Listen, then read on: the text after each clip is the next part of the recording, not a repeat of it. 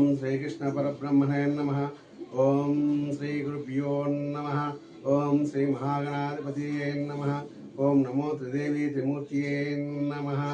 27/12/2025 శనివారము. రాశి చక్రము, గ్రహగతులు, దిన ఫలితములు. తదుపరి తులారాశి. వీరికి ఉదయం 9 వరకు సమయము కలిసి రాదు. తదుపరి కాలము బాగుండును. ఆరోగ్యంపై శ్రద్ధ పెట్టండి. అప్పులు చేస్తారు.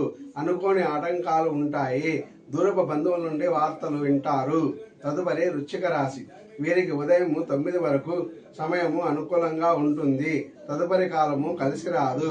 ఉదయం 4 నుండి 6 వరకు మీ ఆలోచనలు ఫలిస్తాయి. సంతానము, విద్య మొదలగు వాటికి ఖర్చు చేస్తారు.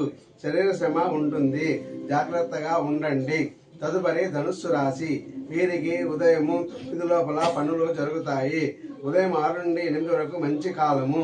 మిగిలిన దినము కలిసి రాదు. సొంత సమస్యలు, సంసార సమస్యలు, భార్యా సమస్యలు మొదలగునవి ఉంటాయి. తదుపరి మకర రాశి.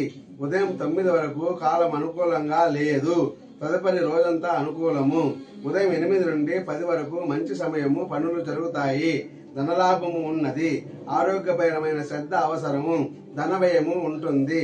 తదుపరి కుంభరాశి. ఉదయం 9 వరకు మంచి సమయం కాదు. ఉదయం 10 నుండి 12 గంటల వరకు అనుకున్న పనులు జరుగుతాయి. ధనలాభము ఉన్నది. కుటుంబ సంతోషము కలదు.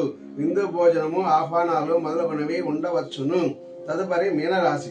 ఉదయం 9 వరకు సమయము బాగుంటుంది. తదుపరి 12 నుండి 2 వరకు కొంతవరకు పనులు జరగవచ్చును.